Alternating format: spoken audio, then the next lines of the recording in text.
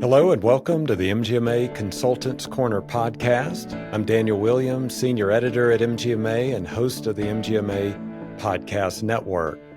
We're joined today by James Corbett and Kate Bailey. We're going to be talking to them about their healthcare journeys, behavioral health, some trends in behavioral health, and their work as MGMA consultants. So, first of all, congratulations for joining the MGMA team. Thank you. Thank you. We're happy to be here. It's important work, and your stakeholders are very driven, and we're happy to work with them. So, secondly, I'd love to hear a little bit about each of your healthcare journeys. So, let's just start with you, James. What do you want to share with us today? Okay. Well, if you remember anything from this, remember I'm a bit of a peculiar duck. I have both a law degree and a Master of Divinity, and that has driven my role in healthcare throughout my career. I spent a lot of time on the inside of hospitals, 15 years in 4 different states, working at the executive level in the C-suite. And my background in both law and theology allowed me to navigate things such as the ethics committees, managing behavioral health throughout the system, managing the chaplains. So I've got a diverse background with a lot of experience in a lot of states. And then Kate and I had the pleasure of working together in Massachusetts, where together we had oversight of the most number of psych and substance use beds in the state of Massachusetts. So a lot of operational experience inside health systems, and sadly, some of the scars to prove it. Yeah. Well, thank you for sharing that. And that is a unique background, James. So, thank you for that. Kate, same thing with you.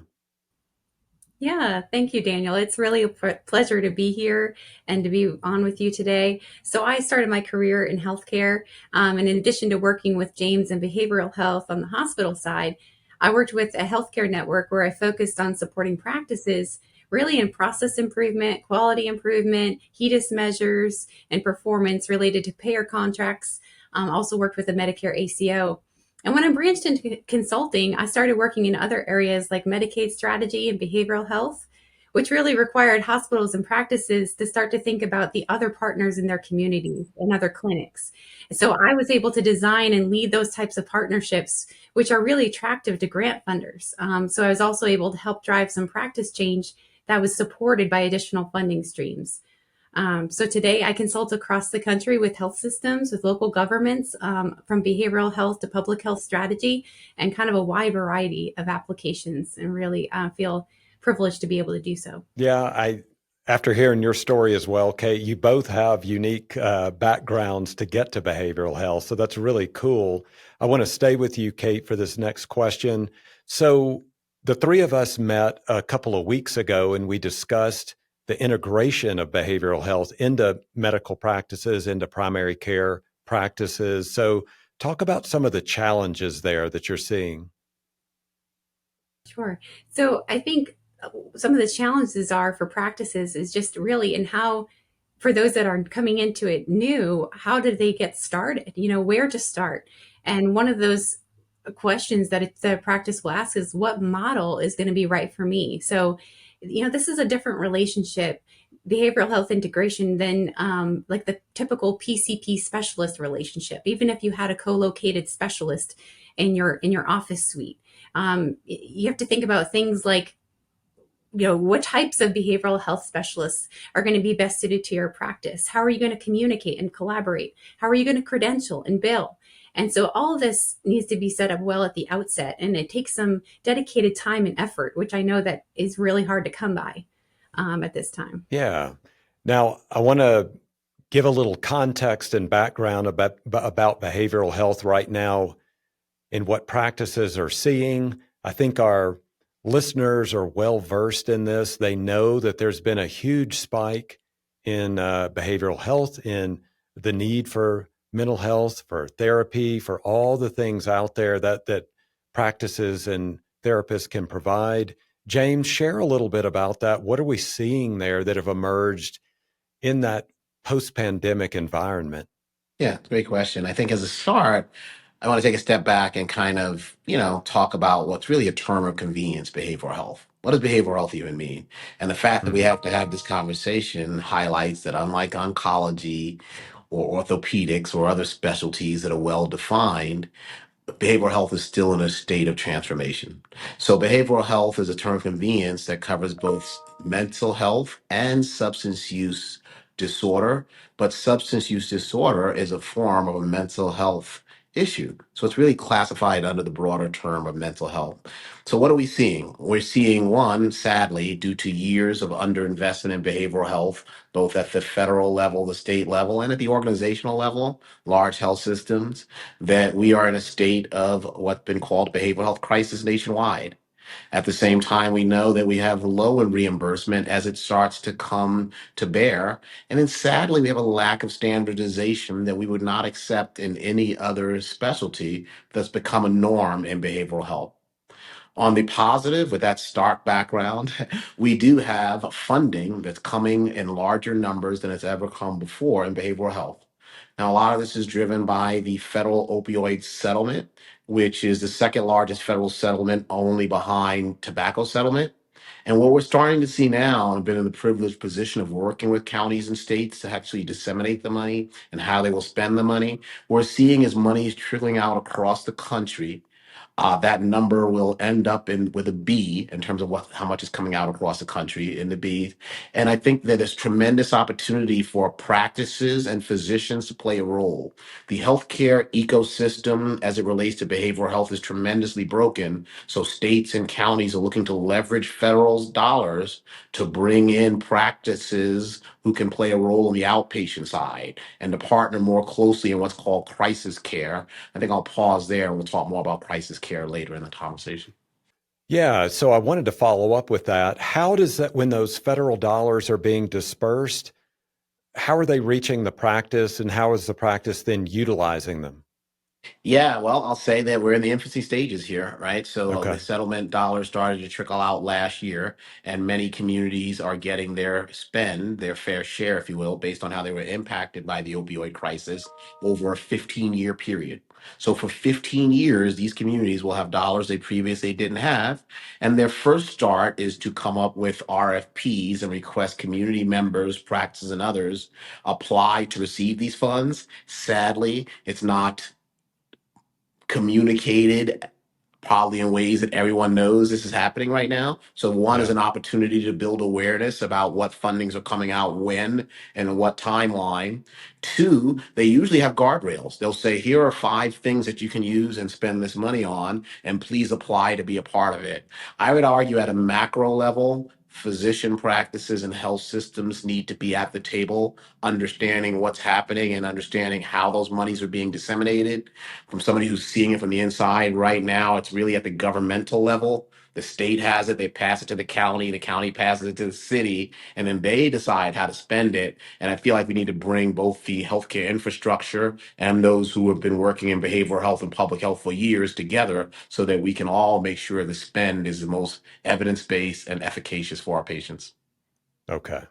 Beyond that, what are some other trends you're seeing emerging then in this, kind of coming out of the pandemic? We had talked about this earlier when we met. So what are you seeing out there? Yeah, I think the biggest move, thank you for that, is the crisis care movement. So I think that historically hospitals and others have focused on acute care, and there's a great need for acute care. And then we focus on outpatient care, and again, a great need for outpatient care. But there's a tremendous understanding now, particularly in post-COVID America, particularly as behavioral health issues were exacerbated, that we need crisis care. And the crisis care guidelines were just pushed out by SAMHSA a couple of years ago. So they're starting to be embraced by communities around the country. I would argue that unfortunately, health systems and physician practices aren't as aware of these SAMHSA guidelines, but these guidelines focus on someone to call, someone to respond, and someplace to get help. All three of those spectrums are now part and parcel of crisis care with national standards on how to address them. So for someone to call 988 instead of 911 if you have a mental health issue, practices should know to tell their patients to call 988. You can text or chat. someone to respond instead of the EMT responding for every 911 call. When you call 988, at times it's a social worker or someone with lived experience who can respond. And in that third area is somewhere to go. That's where crisis care facilities are being built. So instead of waiting for someone to have capacity on an outpatient level or an inpatient level, crisis care facilities with receiving chairs and a healing milieu are starting to develop around the country. And that's a place for folks to get stabilized as opposed to waiting in an emergency room for acute care bed. So I'm really excited about the crisis care movement because I think it's going to play a role in changing the behavioral health crisis. And it's something that practices should be aware of and garner access to and referral patterns to their patients right away. Okay. One more thing with you, James. So we've seen the spike in the need for care. We've also seen staffing shortages in other areas of healthcare. Is there also a staffing shortage in behavioral health? Absolutely. As odd as it sounds, whenever we're starting to help a community with their behavioral health issues, be it dealing with those experiencing homelessness or building a facility, or how do you even develop mobile crisis teams to support community-based care, we have to say in a parallel fashion, where is the community college? Where is the school? Because we're going to need to develop the workforce to work in these areas. It's particularly acute in rural communities, but it's also a problem in urban communities. The great news is that our academic partners, community colleges and universities, have been at the table in a lot of the communities we're working on. So from day one, they're working through their process to start a program to elevate social workers. We actually been doing this at the high school level in some communities and rural communities. So it's great Wow. work. It's not easy work, but the way I look at it is while people like me and the government officials are working to build the infrastructure and to come up with new products, protocols, and procedures, I feel like we really need to marry up with the physicians and physician practices so their needs are met. It's almost like there's a whole data set of learnings that aren't being utilized as we build the behavioral health crisis of the future. Wow. Thank you for sharing that. So, Kate, I want to come back to you in something you were talking about both in your background and other things you dealt with, but that's the billing and staffing issues that we're facing. So, what are some strategies that practices can engage in? Sure. Yeah, I'd be happy to. So I think James alluded to some of the workforce development work that is being done across the country and that we're a part of in certain rural areas. I think it's important to recognize that things are changing. There's some bright spots on the horizon. Recently Medicare approved reimbursement for clinicians, licensed behavioral health clinicians in certain fields that they hadn't before. And so being aware of that and knowing that, things are changing is important. I think we can all play a role in advocacy to payers to increase reimbursement rates to be more adequately matching with the cost of providing the service, and then really understanding what resources are available in terms of incentivization. So there are funds coming down from the federal government. There are loan repayment programs. There's ways that practices could even help their existing staff to advance. But even getting folks in the door, I would say work with your local colleges and universities, set up supervisory relationships where you can still have incident to billing, but be able to fill the gaps in your staffing and your workforce in the meantime. Okay. Now, as far as the billing side of it, is coding a challenge here? Are there new codes that have been integrated? Anything else you want to share about the codes?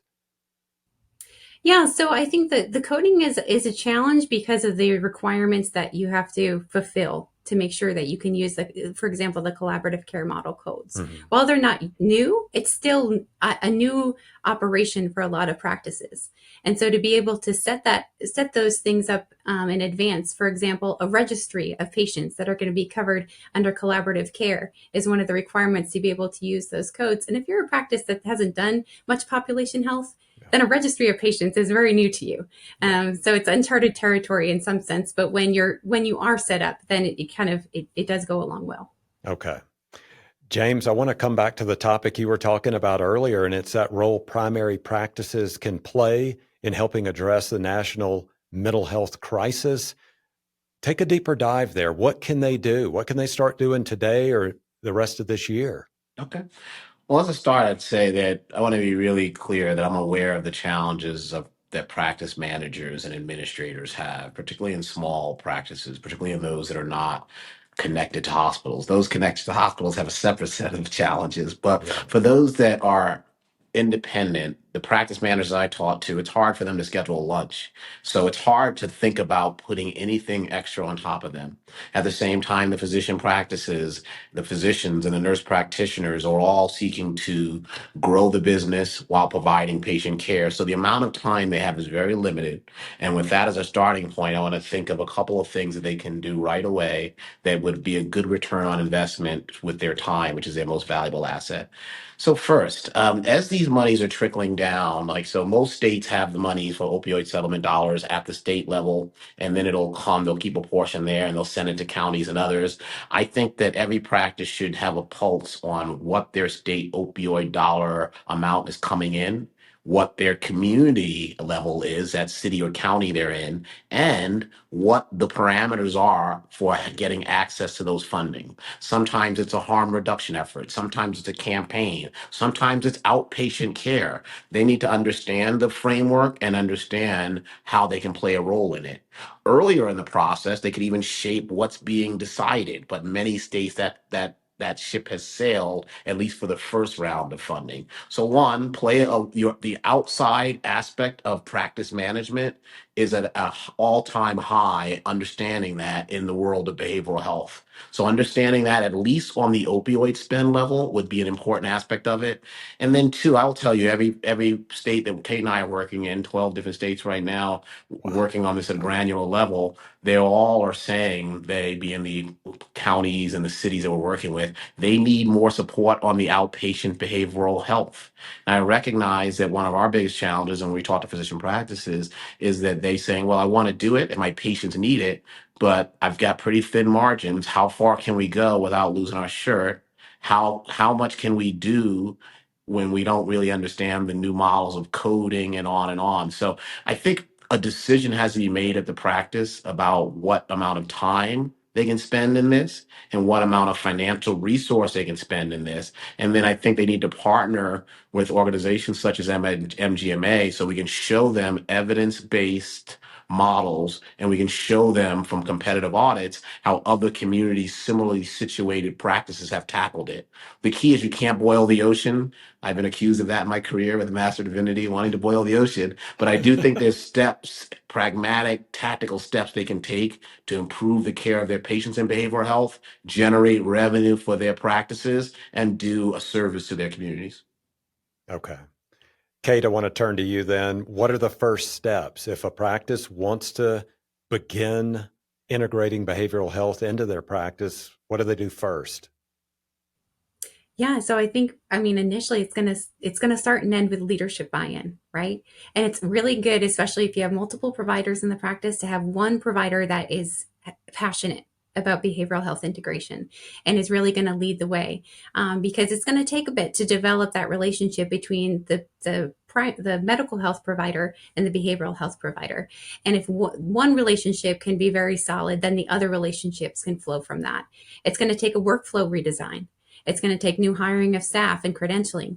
And so I think just taking some dedicated carve out time for that leadership and that relationship to form, but then also to have dedicated time for planning and to set up the proper infrastructure is going to be just so beneficial in the long run, so that this is a real win-win. And the dividends aren't going to just be financial, but in the terms of the patients of the practice getting the assistance that they need without a 6-month waiting period. It's going to benefit them, and it's going to benefit their providers that are be more well equipped to deal with the whole patient, the whole person, and we'll get away from this siloed nature of behavioral health versus physical health. Yeah, thanks for that. Now, James, you brought up something earlier. You dropped the idea of the 988 mental health hotline. You asked me about that when we met a couple of weeks ago to discuss this podcast. I'd heard of it, but I didn't really know that much about it. So how can practices best promote resources like that and others? Yeah, as a start, physician practices and really the provider who's in front of the patient have a tremendous challenge. Do you ask about something when you know that you might not have the resources to address it? And if there's a mental health challenge with your patients you want that's impacting their physical health, you want to consider it. You want to be able to talk about it. But in the past, you haven't really had a readily available resource to connect them to. There's waiting lists. There's cash payments required at times for mental health providers. So about a little over a year ago, the feds developed what's called 988. It's the new version of 911 for mental health and behavioral health issues in particular. And much like when they built 911 back in the, I think it was the 50s, you started with the 911 number and then you built EMT, fire, police all around it. That's what's happening real time with the 988. So 9988 is the entry into a crisis, a behavioral health crisis, and practices across the country need to know about it. There's a study that said that less than 20% of Americans right now know that 988 even exists. And it's such a tremendous resource because studies show that upwards of 80% of the people that call 988 never need to call 911, never need to make an ER visit.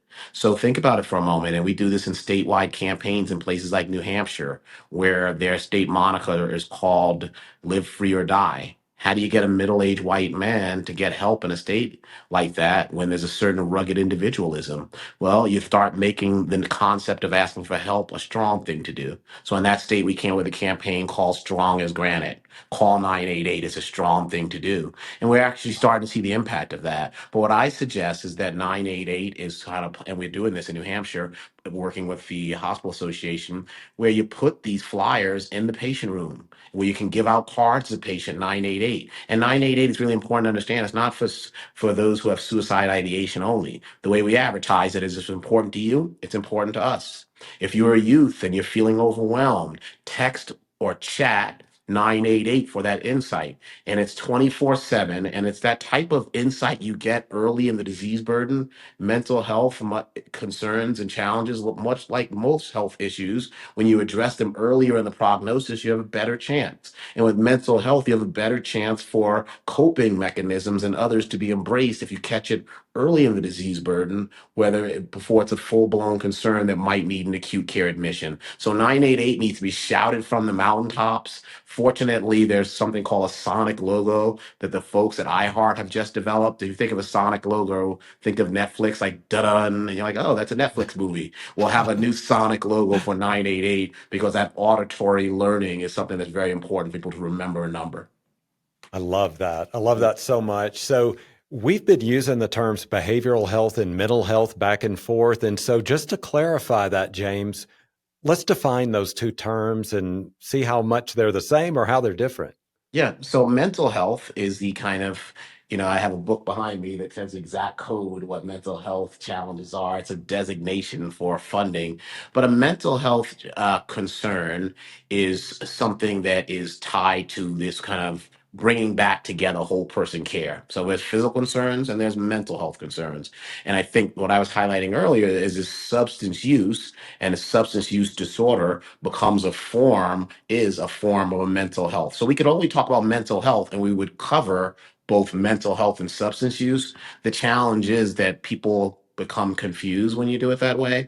And the term of convenience, the overarching umbrella term for both mental health and substance use, is considered behavioral health. But I'll say again that, when you talk to some people about behavioral health, they're saying, what do you mean behavior? Behavior change? So you've got this loose term of convenience as an overarching term.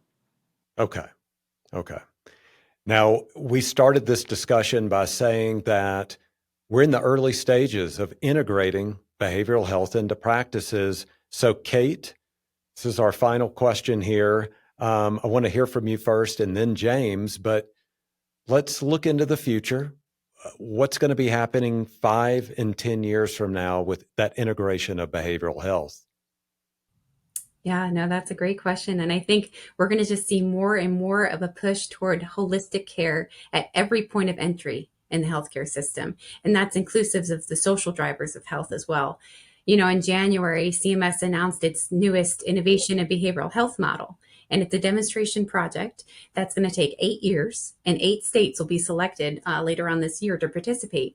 But what's really interesting about this one is that it's actually the reverse of how we usually think about behavioral health integration, whereas behavioral health provider organizations are going to be the entry point, And then physical health, primary care services will then be integrated into the behavioral health location. And when I think about that and consider some of the work we do in certain states where these behavioral health providers are actually in some places just completely siloed from the rest of the traditional healthcare system, I mean, this is monumental. Some of these behavioral health providers are still being paid or funded from the state based on basically a block grant. And to get to a fee for service type of model, there's going to need to be like a very thoughtful infrastructure build so that this actually works and we do it well. So I was happy to see that, 8 years, that should be a good amount of time to be able to get that set up. But again, I just think across the board, we're going to see every entry point that folks are going to start to be considering what are the complete needs of this individual, whether it's oncology, primary care, emergency medicine, and so forth. All right. Well, James, how do you want to end this discussion? What do you Yeah. see in the future as well? Yeah, well, one, I'm very exuberant about this because I think the opportunities are immense. And I think that the way we're talking about behavioral health now and the way we'll be talking about it in 5 years is tremendously different. And I think it's driven from three different areas. So, first, I'll go back to the evidence based practices. We have a lot to learn in the field of behavioral health and a lot of shoring up to do because for so long it's been underfunded. We haven't had, frankly and sadly, some of the best and brightest focus on this space. A lot of them have been driven into things that are more money producing and more revenue producing. And if you're an administrator, do you want to manage behavioral health or do you want to manage big money oncology or these other things? And sadly, that time has been in place for a while, but it's changing. So we're going to have better minds at the table, better access and better evidence about what works and doesn't work, and a real focus on ensuring that we have evidence-based care. That's bucket one. Two, what I'm excited about is it's going to be patient-driven and hyper-local. When you think about the transformations that are happening, a lot of it driven by funding that's out there, there's a lot of community groups that are going to get funding that historically they haven't had in order to try and experiment new things. And that leads us to technology. The technological innovation that's happening in behavioral health is on fire. There's a behavioral health tech conference where all they talk about in a conference setting for 3 days is behavioral health technology. Think about how amazing that is. In the past, you couldn't do that, but now it's happening. I just left it in Arizona a couple of months ago. And what you're seeing there is things such as like wearables and monitors and things that can help determine if someone's rate is going faster, yet they're telling you that maybe I am not having a challenge with substance use. You have a different data point. Now, I want to pause for a moment. As an ethicist, this is an important area where we all have to lean in a little bit and say, at the time of improving care using technology, can we also hardwire ethical principles that take into account privacy and take into account autonomy as we seek to leverage technology to ensure compliance with certain protocols? And last, I'm very excited about this built environment. Now that we are talking about building crisis care facilities and not acute care hospitals or behavioral health emergency departments, you have two things that can occur. One, a lower spend from 40 or $50 million for a behavioral health facility that's focused on acute care to somewhere in the range, depending on the geography, 10 to 12 million for a crisis care facility. You also have the architects who can come in with a lot more exuberance and excitement around what's possible in building a non-hospital based mental health facility that can focus on the healing milieu. I took a group from Palm Beach County, Florida, and brought them here to Colorado. I took them up to northern Colorado, Larimer County, where they have a model for the nation. They used a mill levy tax to fund it, and they continue to fund it for 10 years after the spend. And then that community will decide if they want to spend again to continue it. But what's happening now is they're using the mountains, they're using the glass, they're using the light space to ensure that the health of these patients can be improved without exacerbating it in the staid environments of an emergency room or location with low light and low visual appeal. So the built environment is going to be super exciting, what we're going to see in that space. Technology can't be held back, so we'll see strength there. And then we'll see this hyper local focus where people in the community get to drive and shape behavioral health care, mostly driven by the opioid settlement funding. So I think it's a tremendous time in behavioral health, an exciting field to be a part of. That is exciting. And you had me leaning in, and I heard a little bit of that Master of Divinity coming out, James. I heard it. So you had me very excited there. That's wow. What a wonderful story. Great to meet both of you. And I'm so glad y'all are on the MGMA team. Thank you, James and Kate. It's an honor. Thank you, Daniel. Thank you. Yeah. It's a privilege. Thank you. Well, that is going to do it for this episode of Consultants Corner, the MGMA podcast. We've been joined by MGMA consultants James Corbett and Kate Bailey, and we've been discussing the integration of behavioral health in primary practices. We're going to provide some additional links to the episode show notes for y'all to click right through to. Until then, thanks for being an MGMA podcast listener.